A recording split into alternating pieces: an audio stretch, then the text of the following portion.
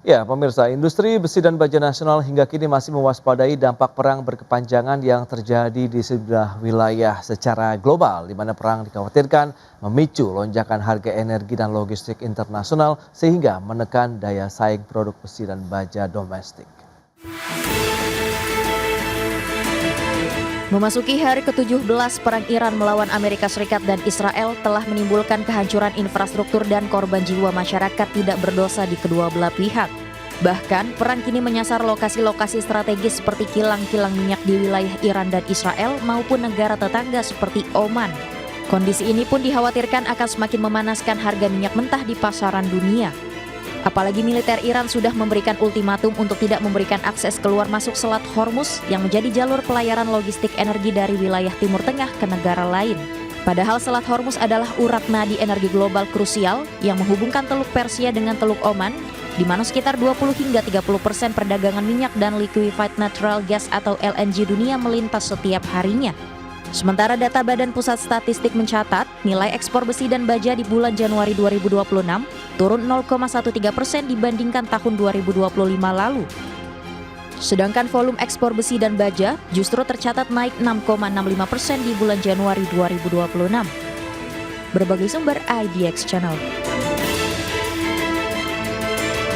Baik pemirsa, untuk membahas tema kita kali ini, strategi industri baja tangkal, lonjakan harga energi dan logistik, kita sudah tersambung melalui Zoom bersama dengan Bapak Hari Warga Negara, Eksekutif Director di Indonesian Iron and Steel Industry Association, kemudian sudah bergabung juga Mas Denny Yunifta, peneliti Indef. Langsung saja kita sapa ini. Halo Pak Hari, apa kabar?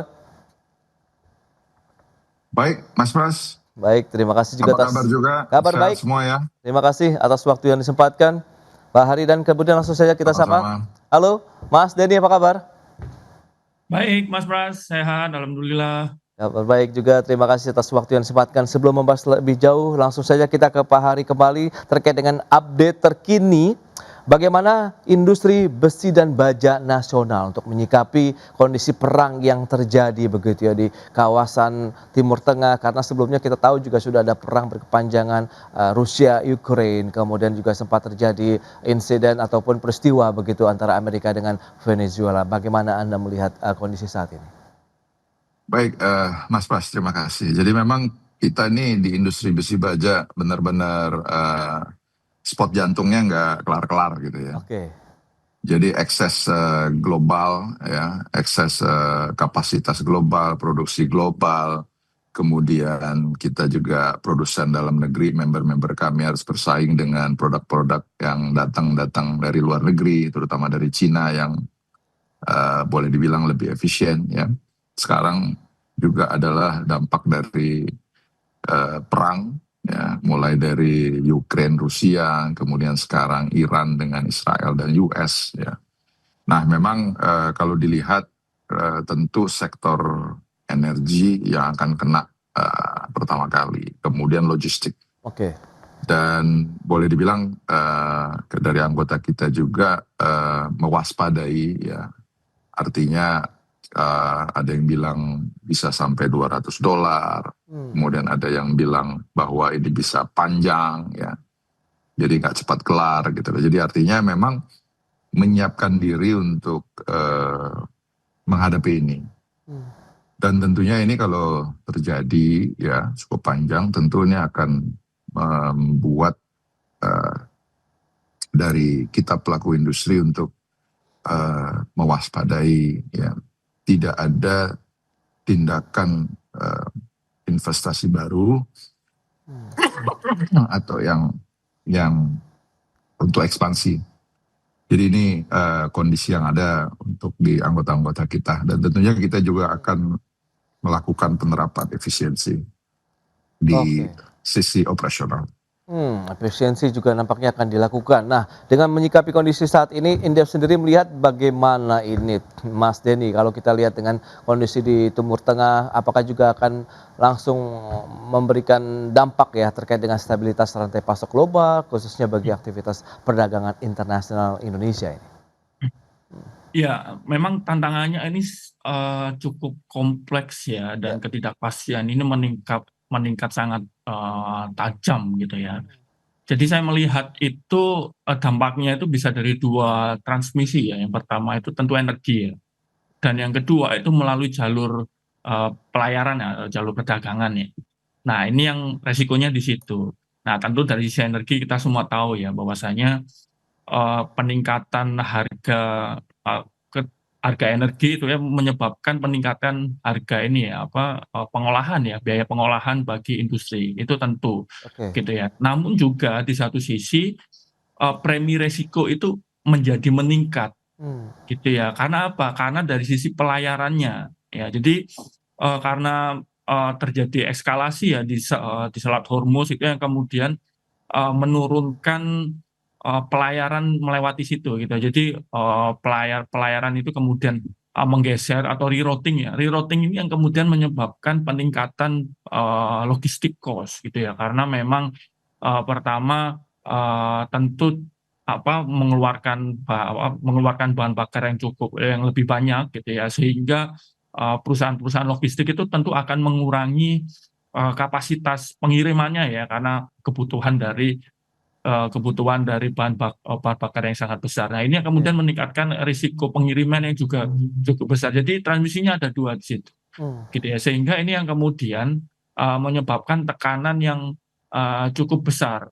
Terlebih kalau kita melihat komposisi dari industri kita gitu ya, memang biasanya sekitar 40% itu uh, energi intensif gitu ya. Jadi Oke. banyak industri dari kita itu memang sangat bergantung kepada energi gitu ya. Sehingga ketika energi naik gitu ya, sekitar 40% cost itu juga akan meningkat karena ya sekitar 40% itu disumbangkan dari kontribusi energi gitu ya. Nah, ini yang kemudian menyebabkan resiko yang cukup sistemik ya Ya. bagi Indonesia, industri Indonesia, utamanya untuk besi dan baja gitu ya, seperti itu Mas.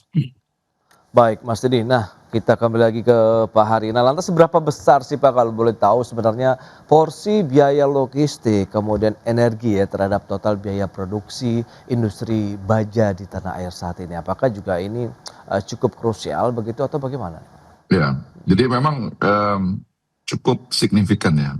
Kalau digabung dua itu bisa 50-55% daripada ongkos produksi. Oke.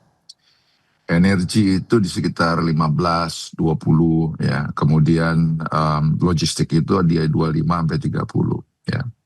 Dan tentu ini tidak hanya di sektor besi baja ya, karena logistik itu akan pengaruh ke semuanya. Semua industri lah seperti itu. Nah, memang boleh dibilang ini adalah tahapan yang kita menyesuaikan dengan keadaan. Karena memang boleh dibilang bahwa ingat tahun 2011-2015 itu minyak dunia itu 120 US dollar per barrel, Mas. Ya. Jadi kita juga pernah mengalami ya. Nah, memang automatically penyesuaian itu akan ada. Tapi yang udah pasti ya, kegiatan efek yang paling dahsyat itu pasti perlambatan kegiatan perekonomian. Ini pasti akan terjadi ya. Nah, tinggal bagaimana kalau menurut kami ya pemerintah Indonesia menyikapi ini. Artinya saya rasa para Menko ya, menteri ya, dan juga pemimpin negara kita Pak Presiden Pak Gibran itu sudah menyiapkan juga langkah-langkah ya. Karena satu yang menurut kami ya yang bisa menolong kalau keadaan ini akan makin parah adalah ekonomi dalam negeri. Jadi perekonomian dalam negeri. Jadi government spending ya. Kemudian program yang jalan sekarang misalnya MBG, Koperasi Merah Putih, kemudian apakah perumahan. Nah, harapan kami adalah diutamakan pelaku dalam negeri. Barang-barang dari dalam negeri. Karena ini yang akan mensupport. Oke. Ya, jadi kalau misalnya program-program pemerintah ini sudah cukup bagus, ya kan? Karena didesain untuk menggerakkan ekonomi daerah sampai ke daerah. Contohnya adalah program MBG, di mana dapur-dapur itu ada di daerah, suplai bahan baku ada dari daerah. Ya. Nah, ini juga kita berharap bahwa yang lain, perumahan terutama, kemudian Koperasi Merah Putih kan juga membangun warehouse di daerah-daerah. Ini utamakanlah adalah memakai produk dalam negeri dulu. Sehingga pelaku-pelaku dalam negeri ini tetap bisa beroperasi dengan baik gitu loh.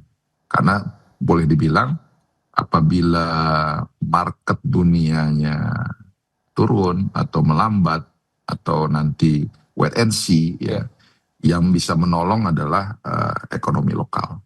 Itu sih Oke, dari baik. kami. Lantas sejauh mana dampaknya terhadap daya saing, kemudian apa saja langkah-langkah yang sudah disiapkan, kita bahas lebih jauh nanti di segmen berikutnya. Pak Hari, Mas Denny, kita akan jeda dulu sebentar ya. Dan pemirsa, kami akan segera kembali usai pariwara berikut ini. Ya, terima kasih Anda masih bergabung bersama kami dalam Market Review. Dan pemirsa, berikut ini kami akan sampaikan sejumlah data. Kita akan cermati bersama seperti apa sih kinerja dari nilai ekspor besi dan baja Indonesia. Ini data per Januari 2026 yang sudah dirilis oleh Badan Pusat Statistik ya. Januari 2025 kita lihat ini sekitar 2,123 miliar dolar Amerika Serikat. Sementara di Januari 2026 menurun tipis saja 0,13% menjadi 2,121 miliar dolar Amerika Serikat. Itu dia dari sisi nilai. Dan selanjutnya kita akan cermati lagi bagaimana dengan volume ekspornya. Justru kalau memang tadi dari sisi nilai ada sedikit pelemahan 0,13%, tapi dari sisi volume justru ada kenaikan menjadi 6,65% dari 1,72 juta ton di Januari tahun 2025. Kemudian di tahun 2026 ini di Januari naik menjadi 1,84 juta ton. Itu dia beberapa data yang sudah kita sampaikan dan kita akan lanjutkan kembali perbincangan bersama dengan Bapak Hari Warga Negara dan juga Mas Denny Junifta. Ya, itu dia. Dengan beberapa informasi tadi yang sudah disampaikan, berarti dari sisi nilai eksportasinya masih ada. Kemudian lantas seperti apa Pak dampak dari kondisi global tadi, kemudian terkait dengan daya saing dari akhirnya produk-produk besi dan baja Indonesia ini akan seperti apa Pak Hari? Dan lantas mitigasi yang sudah disiapkan seperti apa juga? Silakan. Baik. Jadi yang pertama saya respon ke grafik yang Mas Pras tadi sampaikan ya. Jadi kalau dilihat ya, volume naik, tapi dari nilai US dollarnya atau rupiahnya turun. Itu artinya adalah bahwa ada penurunan harga dari barang-barang tersebut. Oke. Yang tahun lalu dijual misalnya X, berarti tahun sekarang dijualnya X minus. Kan begitu. Nah ini disebabkan seperti yang saya sampaikan di depan bahwa terjadi overkapasitas. Oke. Besi baja ini dunia overnya itu sampai 600.000 ton. Jadi jadi daya produksi ya, kemudian dengan produksi dunia sama kebutuhan. Jadi ada ketimpangan. Nah, itulah yang membuat para pelaku itu menurunkan harga. Nah, ya. Nah, itulah yang terjadi. Jadi artinya boleh dibilang bahwa efek daripada over kapasitasnya dunia sama ekses kapasitasnya besi baja itu bisa terlihat dari grafik yang Mas sampaikan tadi. Nah kemudian berikutnya lagi bicara mengenai daya saing udah pasti ya. Nah, apalagi China itu produksi crude steel-nya 1,2 miliar ton setahun. Kita sekitar 18 juta ton. Jadi bayangkan 1,2 miliar sama 18 juta. Jauh gitu loh. Ya. Nah memang kalau bicara daya saing, China ya atau negara lain seperti India yang sudah 200 juta ton ya, itu boleh dibilang sudah punya struktur biaya yang lebih efisien. Apalagi mereka mendapat insentif dari pemerintah. Cina ini udah pasti, yang penting lo ekspor ya, ini 1, 2, 3, 4, 5 dukungan dari pemerintah. Nah itu ada tuh di Cina. Ya kan, jadi boleh dibilang makanya mereka itu punya insentif lah yang kita sampaikan. Nah memang kalau dilihat secara lebih jauh, contoh misalnya adalah suku bunga, kemudian pajak, ya keringanan pajak, ya kemudian juga insentif pajak untuk ekspor itu ada, itu semua ada dari pemerintah Cina. Nah ini membuat mereka berdaya saing kan begitu. Nah, contoh lagi misalnya Timur Tengah. Timur Tengah itu juga produksi besi baja yang cukup banyak. Keuntungan dari mereka adalah bahan baku atau bahan bakarnya energi mereka murah. Karena mereka produksi besar kan minyaknya. Kita produksi besar tapi impor juga gede kan gitu. Jadi kita rely kepada impor. LPG kita masih impor. LNG juga masih impor juga. Jadi boleh dibilang inilah yang akan impact ke kita. Nah makanya pemerintah juga pasti mau tidak mau untuk masyarakat umum subsidinya pasti lebih gede lagi, ya kan? Kalau enggak, pilihannya adalah menaikkan bahan bakar, kan gitu, BBM, kan begitu. Nah, apakah juga nanti akan berimbas kepada listrik? Ini kita juga belum tahu. Kenapa? Karena 85% listriknya PLN ini masih berdasarkan fosil. Oke. Nah, PLN sudah punya RUPTL untuk 10 tahun ke depan membangun PLTS 14 giga. Good. Jadi artinya memang di sini juga akan mengepush kita untuk lebih kreatif, lebih inovatif, untuk lebih efisien di sektor energi tentunya. Nah, kita berharap hal-hal ini termasuk di dalam mitigasi yang Mas Pras tanyakan tadi. Ya. Kita udah harus meningkatkan sumber listrik kita dari renewable energy. Ya, baik itu hydro, angin, kemudian solar panas dari matahari.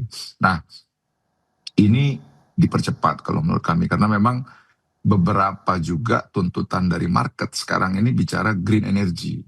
Ya, di industri besi baja, di mana kalau kita masuk ke Eropa udah ada CBAM, Cross Border Mechanism Adjustment. Apabila dilihat besi bajanya belum green, apakah itu cara teknologinya ataupun energinya, dia akan kenakan fiskal tambahan. Nah, ini beberapa dari anggota kita sudah juga memasang PLTS sendiri. Jadi untuk membuat adalah bisa masuk ke market-market ke Eropa dan lain-lain seperti itu. Nah, ini tentu bisa dipercepat karena mau tidak mau tetap juga walaupun kita bisa bangun di manufacture di Indonesia tetap harus ada izin dari PLN seperti itu. Nah, inilah salah satu yang menurut kami tentu kita kalau lagi kejepit ya, kalau kita lagi terdesak biasanya lebih kreatif Mas Pras. Betul Pak. Jadi ide-ide inovatif dan lain-lain itu seperti ada seperti itu. Nah, jadi artinya yang pertama adalah government spending, kemudian bagaimana pemerintah meng-create ekonomi daerah untuk supaya berputar ya. Pakailah produsen-produsen dalam negeri, pakailah besi baja dalam negeri, pakailah produk-produk dalam negeri, pakailah aplikator-aplikator dalam negeri, pakailah pelaku-pelaku buruh tenaga kerja dalam negeri. Nah, kemudian juga di sektor energi, mau tidak mau, ya tentu lebih inovatif lagi. Sama yang terakhir adalah sistem logistik kita. Bagaimana sistem logistik kita bisa di-create ya, lebih efisien. Tol laut, kemudian single window-nya, ya kan. Bagaimana dwelling time yang ada di pelabuhan-pelabuhan, kemudian juga kutipan-kutipan, ini mohon maaf ya, kalau logistik di darat nih, ya kan, ini yang pos-pos ngeberhentiin, ya kan, nanti harus dikasih duit dulu kalau nggak lancar, banyak seperti itu. Apakah itu ormas? Ya, kami tidak mengatakan ini aparat, tapi ormas dan lain-lain ini banyak sekali. Jadi X faktor yang menambah beban cost produksi di Indonesia ini cukup banyak. Itu dia beberapa item ya yang perlu dicermati. Nah, Mas Dedi, dengan kondisi tadi yang sudah dijabarkan, kemudian dengan adanya tekanan masih dari global, Anda melihat bagaimana sih tekanan industri manufaktur kita begitu akhirnya di tahun 2026 ini? Anda melihat kita masih bisa resilience atau seperti apa? Atau ada potensi yaitu dengan kenaikan harga global tadi, apakah juga produk-produk Indonesia bisa berpotensi juga mengalami kenaikan? Ya, tentu. Jadi yang pertama, sejauh mana kemudian dampaknya terhadap industri dalam negeri itu kita perlu melihat seberapa panjang kemudian konflik ini akan terjadi. Itu dan seberapa intensif, seberapa besar intensif perang ini juga terjadi. Gitu ya. Itu yang kemudian berpengaruh. Nah, pengaruhnya tentu dari dua sisi, baik itu ekspor maupun impor. Ekspor maupun impor itu tentu dipengaruhi oleh biaya logistik dan bahan bakar tadi ya, itu juga mempengaruhi dari dua sisi. Nah, cuman salah satu hal yang kemudian krusial adalah karena kita memang net importir bahan bakar ya, bahan bakar minyak, salah satu risiko yang paling krusial itu terhadap exposure terhadap nilai tukar, gitu ya. Biasanya kenaikan dari harga bahan bakar minyak itu membutuhkan dolar ya. Untuk membeli kan membutuhkan dolar yang lebih banyak gitu ya. Sehingga itu menekan rupiah kita biasanya. Itu biasanya diikuti oleh kalau tidak eksposurnya meningkat, nilai tukarnya melemah gitu ya, atau cadangan devisanya juga akan turun. Nah, itu biasanya di situ. Nah, ini yang menjadi resiko gitu ya. Jadi dua sisi ya.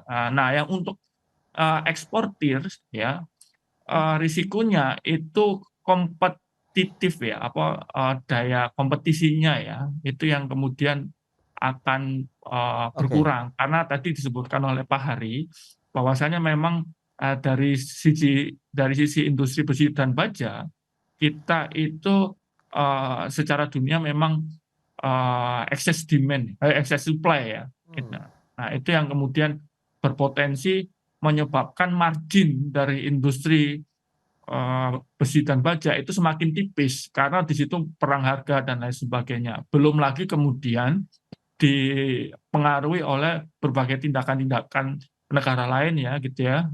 Misalkan tindakan-tindakan memberikan ya, subsidi yang berlebihan gitu ya. Kemudian menurunkan baik, harga di bawah pasaran. Nah, itu yang ya, kemudian menyebabkan tekanan yang lebih serius. Nah, dari sisi impor tadi importir memang menghadapi tekanan ya. Tapi keuntungannya adalah bahwasanya ini bisa mendukung industri dalam negeri, besi dan baja dalam negeri ya. Tapi ya, dengan syarat gitu ya, bahwasanya tadi disampaikan oleh Pak Ari bahwasanya ekonomi tumbuh, hmm, konstruksi tumbuh gitu ya, oke, pembangunan tumbuh. Karena ya, permintaan dari industri besi dan baja itu memang mayoritas ada di sektor konstruksi. betul. Nah, sayangnya memang banyak yang disuplai dari import ya. Nah, ini yang kemudian perlu Hmm, didorong untuk meningkatkan produsen baik. industri dalam negeri ya. Oke Mas Seperti itu. Denny. Nah, apakah perlu akhirnya ada insentif energi ataupun insentif untuk kebijakan logistik? Kita akan bahas lebih jauh nanti di segmen berikutnya. Kita akan jeda kembali sebentar Pak Hari dan juga Mas Denny dan pemirsa tetaplah bersama kami.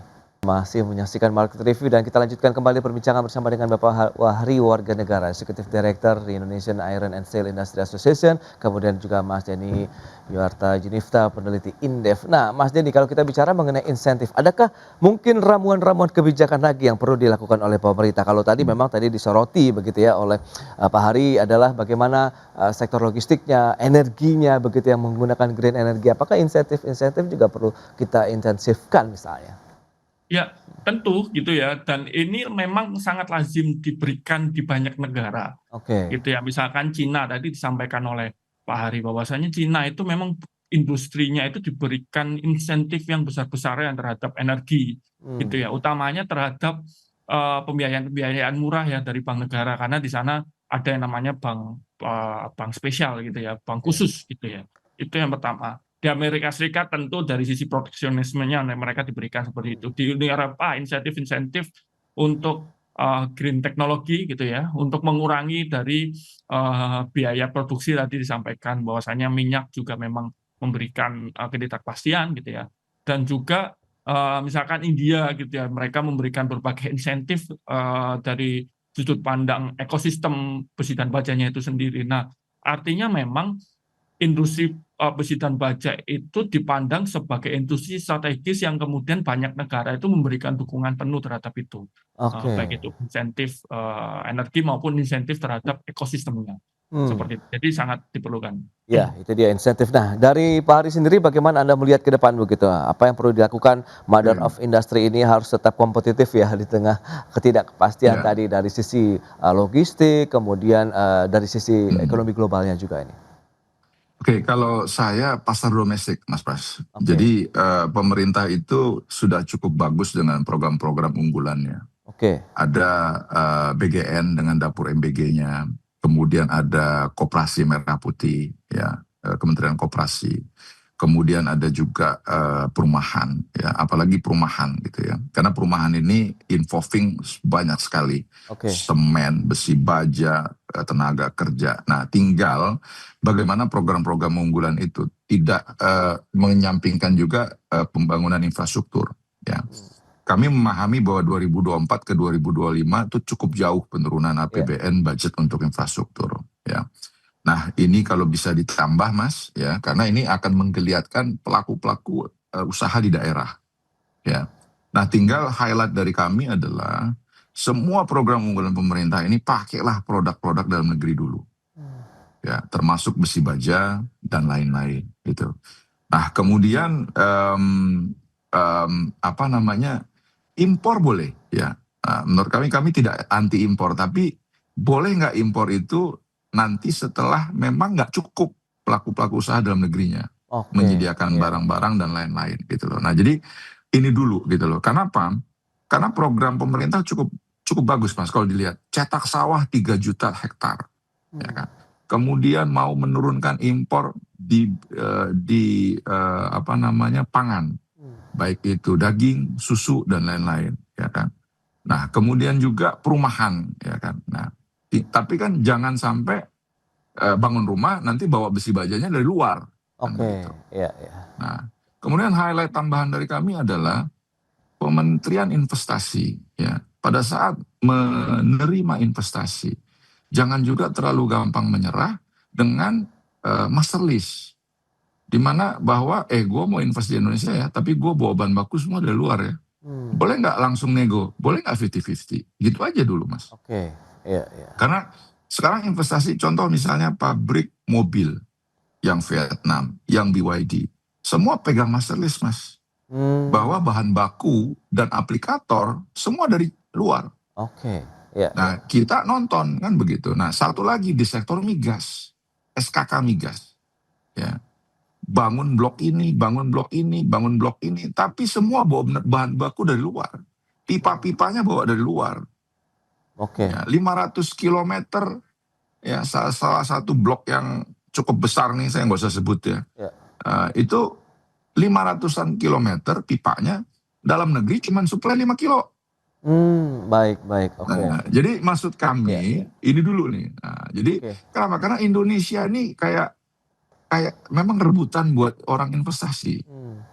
Ya kan, stabilitas politiknya bagus, ya kan. Kemudian ekonominya juga bagus, sama orangnya yang hampir 300 juta penduduk ini market gitu loh. Captive gitu loh.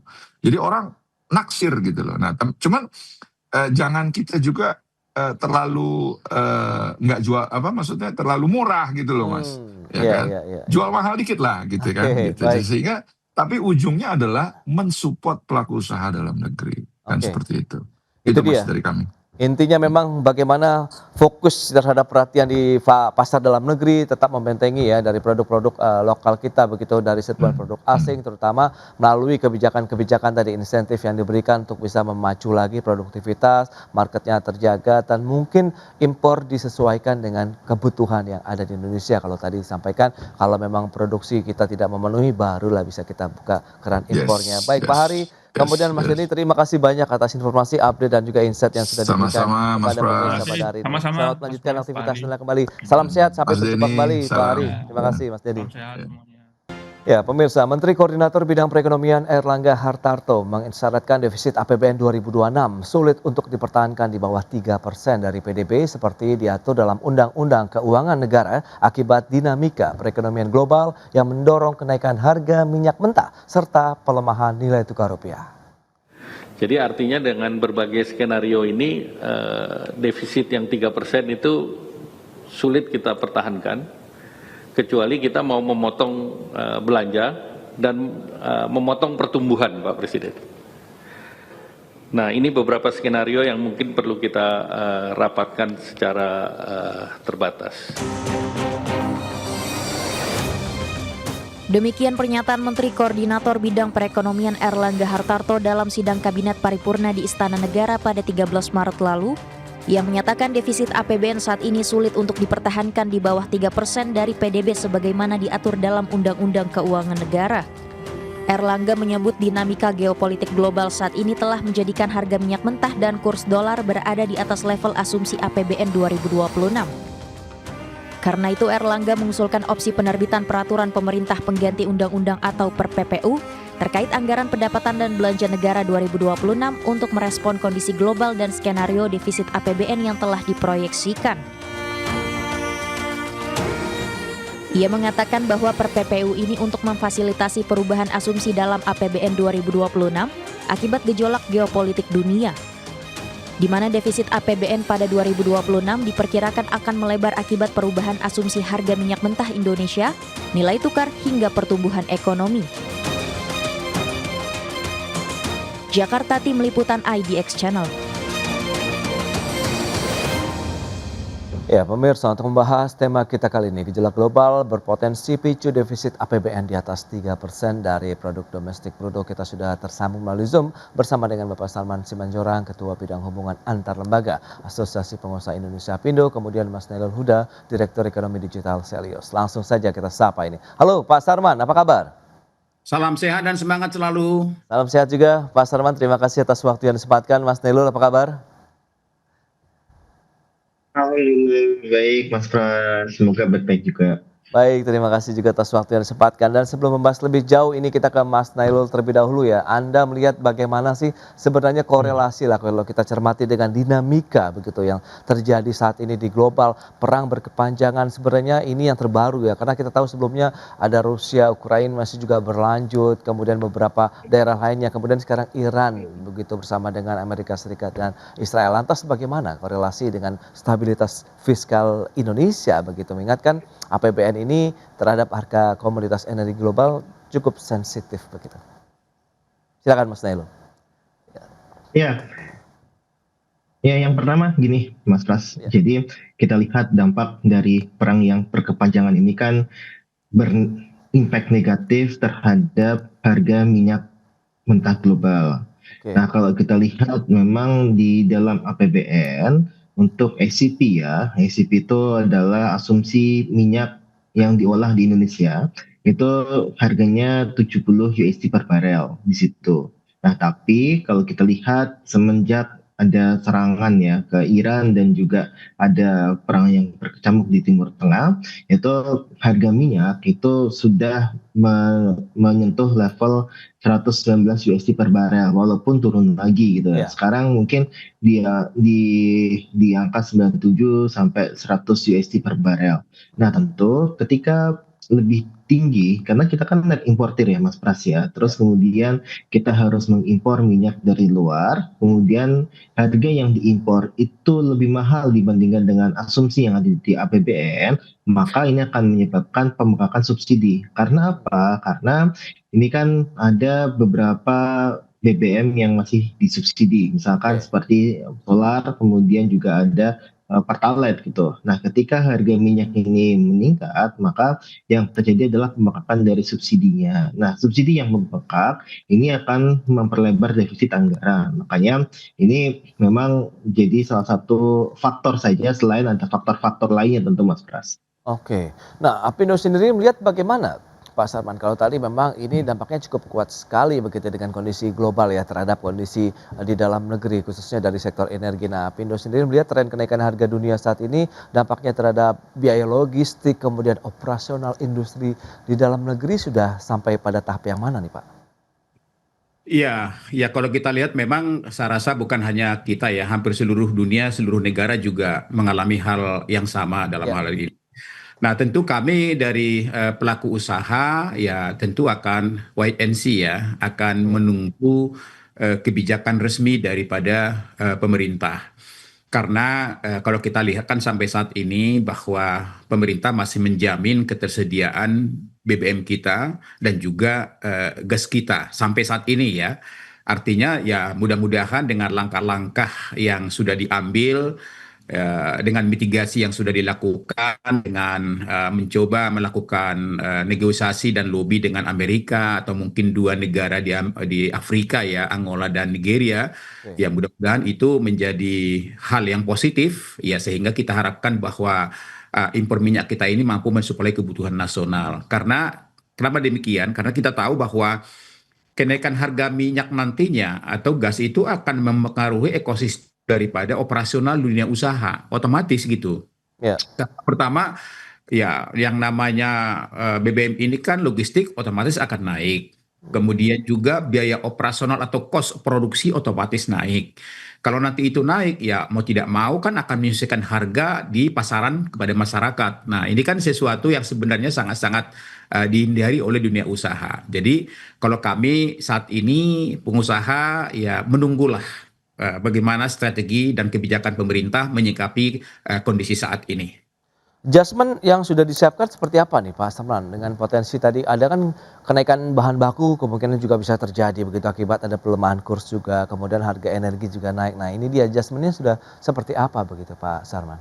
Ya, tentu begini ya. Kita lihat bahwa dunia usaha ini kan pertama BBM itu kan juga hal yang sangat-sangat penting. Oke, Kemudian ditambah juga gas ya, karena gas ini juga sangat dibutuhkan beberapa sektor industri ya. di samping BBM. Nah, kemudian dengan pelemahan nilai rupiah ini juga kan akan meningkatkan bahan baku karena bahan baku kita ini juga kan industri kita masih banyak diimport dalam hal ini. Oke. Nah, tentu ya kita akan melakukan mitigasi-mitigasi dalam hal ini. Nah, itu akan kita sesuaikan perkembangan yang ada, kebijakan yang ada. Nah, apakah memang nantinya akan melakukan penyesuaian harga, tapi harus penuh kehati-hatian. Karena ini akan menyangkut juga dengan daya beli masyarakat kita. Ya, Kalau dinaikkan misalnya harga di pasaran, apakah daya beli masyarakat kita ini akan mampu? Ini juga kan menjadi masalah, ya. Atau mungkin nanti dari sisi volumenya dikurangin misalnya, tapi harganya itu mungkin juga salah satu mitigasi ya. Katakanlah misalnya seperti dulu kita lihat ketika kasus harga kedelai kita tinggi, misalnya bermasalah, ya. para pedagang pengrajin tahu tempe kita volumenya diperkecil.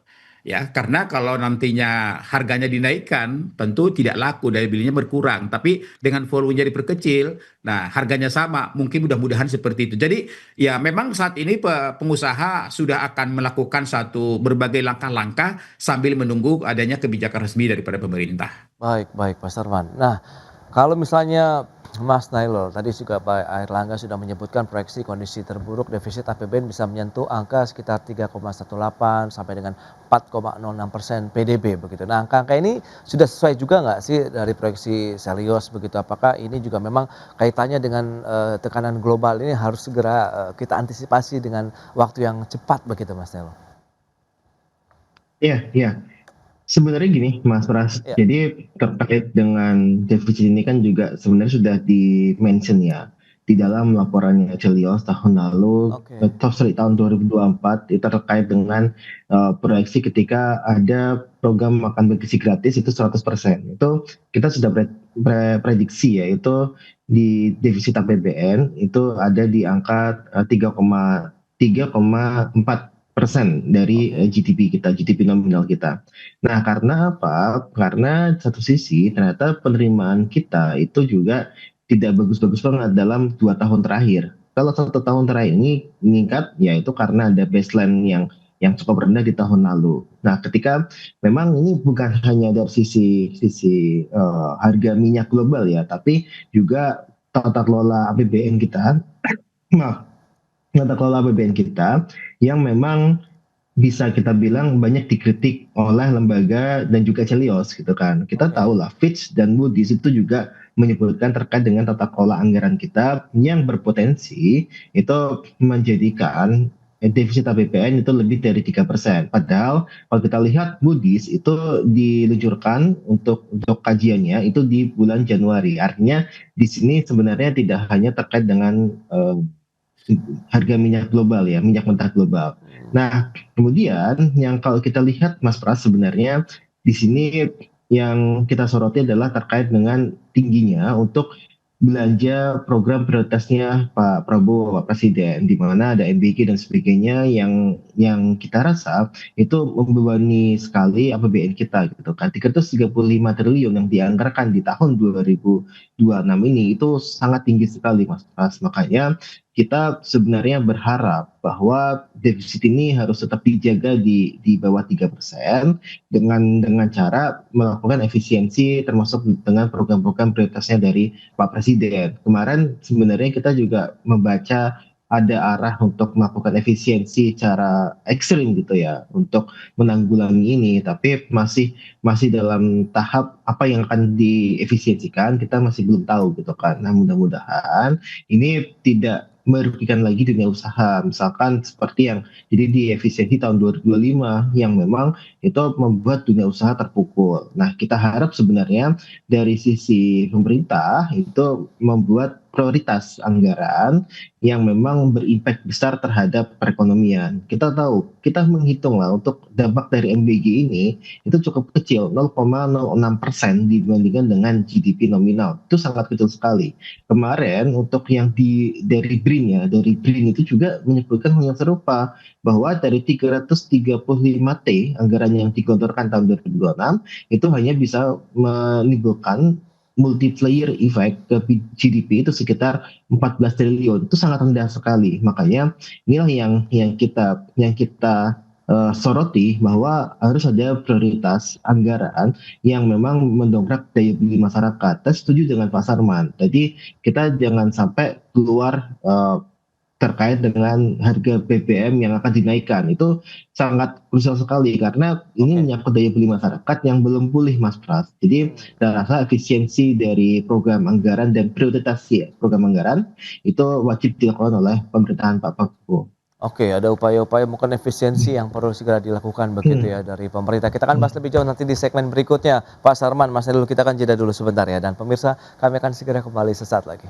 Iya, terima kasih Anda masih bergabung bersama kami dalam Market Review, pemirsa. Dan berikut ini kembali kami akan sampaikan sejumlah data seperti yang bisa Anda saksikan di layar televisinya. Ini dia terkait dengan 3 skenario perubahan asumsi harga minyak dan juga kurs dolar Amerika Serikat. Di mana untuk yang pertama, dengan harga minyak mentah sekitar 86 dolar Amerika Serikat per barrel, maka dengan kurs sekitar Rp17.000 per dolar, maka pertumbuhan ekonomi masih bisa menyentuh 5,3%. Sementara apabila harga minyak menyentuh 97 dolar, kemudian kursnya 17.300, pertumbuhan ekonomi turun menjadi 5,2%. Sementara untuk harga minyak di 115 dolar Amerika per barrel dengan kurs sekitar Rp17.500 per dolar Amerika Serikat, pertumbuhan ekonomi kita masih bisa bertahan di 5,2%. Itu dia beberapa poin yang kita akan lanjutkan kembali perbincangan bersama dengan Bapak Sarman Simanjorang dan juga Mas Nailul Huda. Ya, dengan beberapa informasi tadi yang sudah disampaikan, oke lah, insentif masih tetap diharapkan ada begitu. Kemudian Mas Nailul tadi menggarisbawahi jangan sampai efisiensi bisa mengganggu dunia usaha. Apindo sendiri melihat sebenarnya bentuk efisiensi kemudian bentuk insentif apa sih yang perlu juga mungkin dilakukan sehingga ada win-win solution begitu. Oke lah, APBN kita tetap aman, kemudian dunia usaha kita juga tetap aman ini Pak Sarman. Ya, kalau menurut hemat kami memang ya pemerintah harus bekerja ekstra keras ya untuk melakukan bagaimana supaya defisit ini jangan terlalu lebar sekali gitu ya. Oke. Karena kalau kita lihat tadi dari tren tadi yang disampaikan, ini kan asumsi kita kan dari 3 skenario ini kan baru dengan asumsi sekitar 115 Ya, per baril kan. Padahal kemungkinan masih di atas itu masih masih terbuka ya. kemungkinan dalam hal ini. Ya. Nah, untuk itu memang ya yang perlu dilakukan pemerintah adalah bagaimana agar berbagai stimulus-stimulus kepada masyarakat, kepada dunia usaha itu harus dilakukan dengan cara-cara yang tepat sasaran dan tepat waktu. Kemudian dampak-dampak mitigasinya ini harus diantisipasi sedini mungkin ya kalau memang terjadi defisit kita ini ya, katakanlah seperti misalnya otomatis kan beban utang negara juga akan naik misalnya, itu otomatis. Kemudian juga ya yang kita khawatirkan jangan sampai tingkat kepercayaan investor ini juga semakin menurun. Ini juga berbahaya karena nanti bisa-bisa mereka membawa uangnya kabur dari RI. Ya, ini juga salah satu yang perlu diantisipasi misalnya. Dan dampak-dampak selanjutnya kan itu juga akan jangan sampai menekan daripada sektor swasta karena itu juga nanti akan bisa katakanlah menambah angka pengangguran kita, ya kemudian juga dampak inflasi kita termasuk pertumbuhan ekonomi kita. Jadi artinya bahwa berbagai kebijakan-kebijakan pemerintah ini nantinya ya kita harapkan jangan sampai mempengaruhi atau menekan kinerja daripada sektor swasta begitu. Oke. Itu dia yang perlu dilakukan ya, insentifnya harus tepat sasaran dan tepat waktu begitu. Mas Nailul sendiri melihat bagaimana pelonggaran-pelonggaran yang perlu dilakukan dan efisiensi apa yang perlu dilakukan juga begitu, sehingga ya tadi dengan momentum tekanan dari global ini justru kita melihat ada satu celah yang bisa membuat everybody happy lah begitu Mas Nailul. Ya, yang pasti gini Mas Ya. Pras, jadi ini kan saling berkaitan ya, bahwa nilai tukar itu kan juga berkaitan dengan capital inflow, capital outflow gitu kan. Nah, sedangkan kalau kita lihat sebenarnya capital outflow, capital inflow itu ditentukan oleh beberapa indikator. Salah satunya adalah dari sisi kesehatan fiskal kita. Nah, ini sebenarnya di Fitch sama di Moody's itu disebutkan secara clear bahwa ada masalah dengan tata kelola APBN. Nah, kemudian ini yang menjadikan capital outflow dan surat hutang kita itu tidak laku, Mas Pras. Jadi kemarin kalau kita lihat hutang di Februari itu menurun sekitar 30%. Oke. Nah, ini kan artinya ada dua kan. Apakah memang kita tidak butuh hutang atau satu sisi tidak ada yang mau memberikan hutang? Nah, ini kan jadi pertanyaan kan. Sedangkan di satu sisi kita sebenarnya masih butuh uang loh gitu. Nah, akhirnya mungkin hipotesa ini adalah di yang kedua, bahwa tidak ada lagi investor asing yang mau memberikan hutangan ke Indonesia. Nah, akibatnya ini terjadi capital outflow dan juga sangat kecil sekali capital inflow. Nah, ini yang menyebabkan nilai tukar kita semakin melemah gitu kan, karena untuk permintaan rupiah itu semakin sedikit. Nah, ini yang jadi persoalan. Nah, makanya kita harus menunjukkan bahwa ini tidak boleh di atas 3% untuk defisit anggarannya. Entah mau pakai perpu dan sebagainya, itu kita harapkan tidak dilakukan gitu, karena ini akan semakin menurunkan kepercayaan investor gitu. Nah, yang kedua adalah tentu kita juga berharap ada stimulus-stimulus yang dia berkaitan langsung dengan daya beli masyarakat yang itu bisa menggerakkan ekonomi. Nah, kita tahu lah kemarin Pak Purbaya sempat berkunjung ke Tanah Abang, meskipun kita juga ragu juga gitu kan. Dan Oke. memang Mas Pras, ini kalau kita lihat IKK di bulan Februari itu relatif lebih rendah, dan kita khawatir di bulan Maret ini IKK juga lebih rendah lagi karena ada beberapa indikator seperti misalkan untuk tingkat okupansi ketika mudik itu hanya 58% untuk kereta api. Jadi itu sangat rendah. Nah, inilah yang kita khawatirkan dan kita harapkan ada stimulus langsung kepada masyarakat yang terkait dengan daya beli. Nah, kemudian kalau dari tadi Pak Sarwan juga menjelaskan terkait dengan dunia usaha itu juga harus dibantu, karena apa? Karena kita melihat nilai tukar semakin lemah, untuk dari sisi harga BBM minyak semakin mahal, tentu harga distribusi itu semakin tidak mungkin masih logis tapi tidak bisa terjangkau juga gitu. Nah, Oke. makanya ini yang kita lihat harusnya ada stimulus bagi teman-teman di dunia usaha terkait dengan distribusi. Nah, entah stimulus apa, tentu ya pemerintah yang memikirkan. Baik, itu dia beberapa poin yang perlu mungkin dicermati bersama dengan kondisi saat ini. Nampaknya benar-benar harus cermat begitu ya upaya yang dilakukan oleh pemerintah dalam menjaga APBN kita sehingga fiskalnya tetap stabil, kondisi ekonomi juga masih tetap bisa terjaga. Di samping di satu sisi adanya stimulus-stimulus atau insentif yang tepat sasaran, kemudian tepat waktu, ini juga yang diharapkan oleh dunia usaha, sehingga memang kemungkinan ada defisit yang melebihi dari 3%, tapi mitigasinya sudah dilakukan dengan sangat matang begitu nantinya. Baik, Pak Sarman kemudian Mas Nailul, terima kasih banyak atas informasi, update dan juga insight yang sudah diberikan kepada pemirsa pada hari ini. Selamat melanjutkan aktivitas Anda kembali. Salam sehat Pak, sampai bertemu kembali Pak Sarman, Mas Nailul. Terima kasih. Ya.